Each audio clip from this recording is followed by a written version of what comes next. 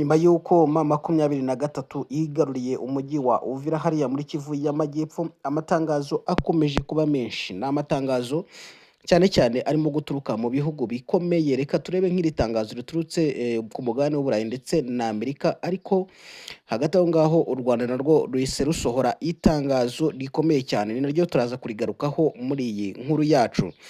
Reka duhere kuri iri tangazo rya Leta Zunze Ubumwe za Amerika na bimwe mu bihugu byo ku mugabane w'Uburayi byagize gutya bishyira igitutu ku mutwe wa M23 ngo n'ingabo z'u Rwanda bishinja gushyigikira uyu mutwe, babasaba guhagarika ibyako kanya ibitero kuri Repubulika ya Demokarasi ya Kongo. Usibye Leta Zunze Ubumwe za Amerika, abandi bifatanyije muri iri tangazo ku gushyira igitutu ku Rwanda ndetse na M23 barimo umuryango w'ubumwe bw'Uburayi, igihugu cy'Ubudage, Ububiligi, Ubwongereza, Ubufaransa, Ubuholandi, Denmark, Ubusuwisi ndetse n'igihugu cya Suwede.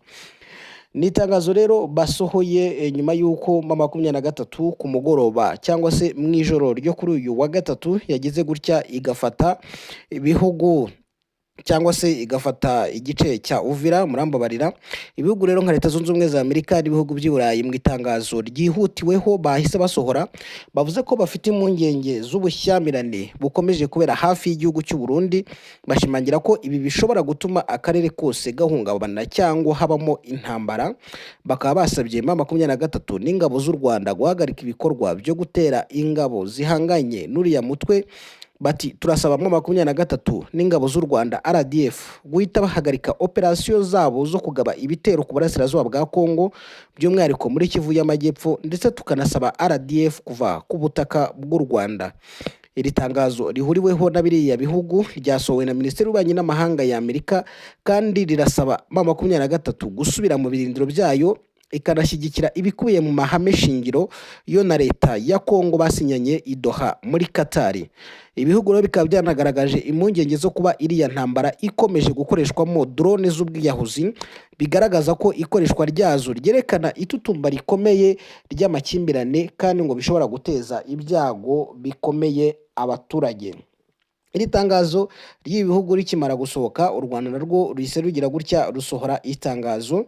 Itangazo u Rwanda rusohoye ni itangazo ririmo gushinja igisirikare cy'u Burundi ndetse n'igisirikare cya Kongo kwica amasezerano ya Washington, kandi bakayica ngo nkana.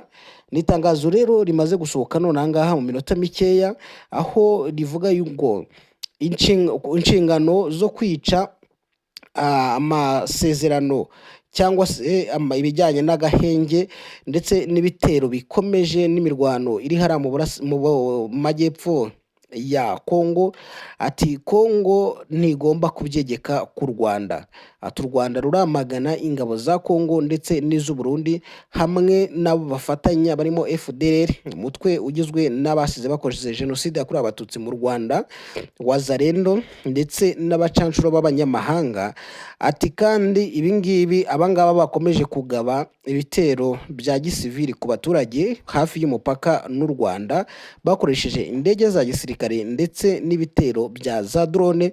Ati ibingibi rero bikaba mu by'ukuri bikomeje kwica aka gahenge ndetse n'amasezerano ya Washington, bikaba bigomba kubazwa FRDC nubwo ngo bigerekwa kuri M23. Ati mu rwo buryo rero bwo kwica ayo masezerano byatumye mu cyumweru gishize hatangira guterwa ibisasu muri Kamanyora. Ibisasu bikaba byaraturutse mu Burundi. Ati aho abaturage barenga 1000 b'abanyekongo ngo bahungiye mu Rwanda banyuze ku mupaka wa Bugarama mu majyepfo y'u Rwanda. Ati bakaba bacumbikiwe muri Nyarushishi Transit Center. Ati ingabo z'u Burundi zigera ku 20,000 zoherejwe muri Kivu y'Amajyepfo kugira ngo zifatanye na leta ya Kongo. Ati ibingibi bikaba byaratumye zijya mu bice by'abanyamurenge bituwe n'abanyamurenge bya Minembwe, bikaba byarateye impungenge abaturage ndetse bikaba bikomeje kubatera impagarara ndetse no guhagarika umutima. ati leta ya Kongo ati yareruye igaragaza yuko itazubahiriza agahenge, ati ndetse ivuga yuko izarwana kugira ngo yigarurire ibice byose M23 yafashe, nubwo mu by'ukuri hari amasezerano y'amahoro arimo kugenda aganirwaho. Ati ibyo ngibyo byose bigaragaza cyangwa ibyo byerekana yuko Kongo ishaka gukoresha igisirikare cyangwa igisubizo cya gisirikare. Ati ibyo ngibyo byakagombye kuba byarakuruye amarangamutima cyangwa byakagombye kuba byarashituye umuryango mpuzamahanga. Ati nubwo nawo ufite uburyo bwo kugenzura ibirimo kuba, atari ko ayo makuru arahari ariko karubanda mwayirebera murambabarira. Ati umuryango mpuzamahanga ntabwo wigeze usaba yuko hahagarara ibyo bitero. Ati byateguwe mu mezi menshi cyane na leta ya Kongo, ndetse bikaba byaratangiye gushyirwa mu bikorwa mu cyumweru gishize. Ati by'inyongera kandi kuba Kongo yarananiwe kusenya umutwe wa FDLR nk'uko byemeranyijwe mu masezerano y'amahoro yo mu kwa gatandatu. Ati ibyo ngibyo bikomeje gukerereza umwanzuro wo kurangiza amakimbirane hariya mu burasirazuba bwa Kongo. Ati bikaba bikomeje no gukerereza intego z'amasezerano ya Washington. Ati biragaragara neza ko Kongo ititeguye guharanira amahoro. Ati nubwo Perezida Tshisekedi yitabiriye ibirori byo ku itariki 4 z'ukwezi kwa 12 byo gusinyirwamo amasezerano ya Washington, ati akaba asa n'umuntu wayasinye ku ngufu. Ati ibi byose rero birica amasezerano ndetse n'ibiganiro byari bimaze kugerwaho, kandi birabangamira gushaka amahoro, bikaba binakomeje gutuma abaturage bo mu burasirazuba bwa Kongo bahangayikira muri iyi ntambara, ndetse bikaba biteye n'ikibazo ku mutekano w'u Rwanda, cyane cyane mu bice byo ku mupaka w'uburengerazuba bwarwo. Ati kubyibyo rero ishyirwa mu bikorwa ry'amasezerano ya Washington ni ingenzi cyane. Ati nk'umwanzuro rero ni ukuvuga ngo nk'ikintu cyangwa kizashingirwaho mu bijyanye n'amasezerano ya Doha. Ati ni ngombwa ko amasezerano ya Washington ashyirwa mu bikorwa kandi yitabwaho. Ati iyi niyo nzira iboneye yo kugera ku mahoro, umutekano ndetse n'uburumbuke mu karere k'ibiyaga bigari. Ni itangazo risohowe na Minisiteri y'Ububanyi n'Amahanga n'Ubutwererane y'u Rwanda.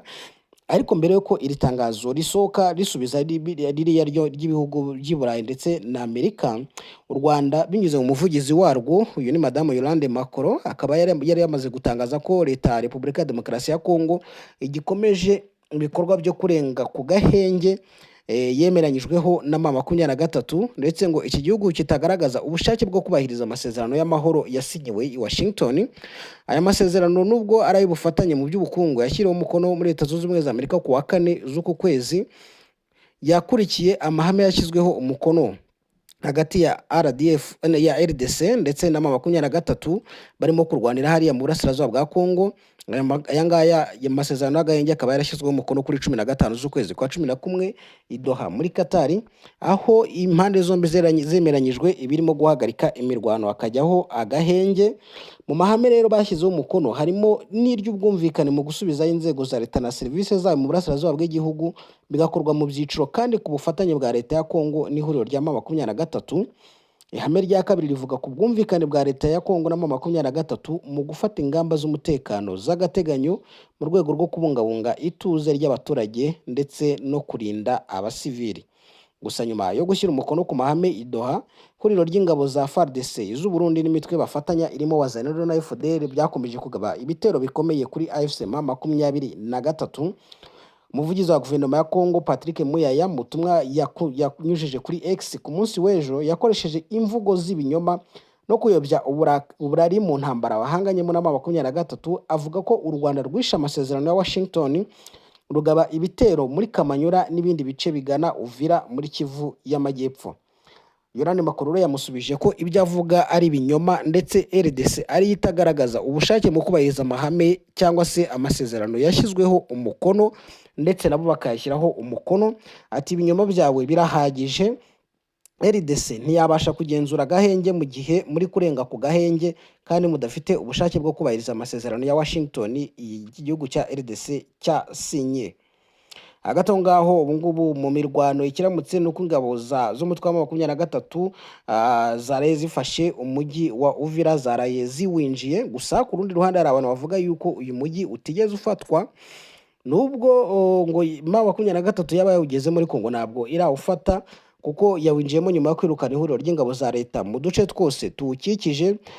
Mu kiganiro rero uyu mutwe wa itangazamakuru bwari bwateguje ko Uvira igomba gufatwa mu rwego rwo gushyira iherezo ku bitero ingabo za leta ya Kinshasa zimaze igihe zigaba ku baturage. Kuri ubu ngubu rero M23 akaba irimo kugenzura umujyi wa Uvira. Gusa hagati aho hari abantu bagize impungenge ndetse bagenda bagaragaza ko biri buze kusa n'ibitera ikibazo cy'umutekano hariya mu burasirazuba bwa Kongo, cyane cyane mu majyepfo. Maître Moise Nyarugabo wigeze kuba minisitiri w'ubukungu muri Repubulika ya Demokarasi ya Kongo yahumurije abatuye umujyi wa Uvira mu ntara ya Kivu y'Amajyepfo, abasaba kudahunga ingabo za M23.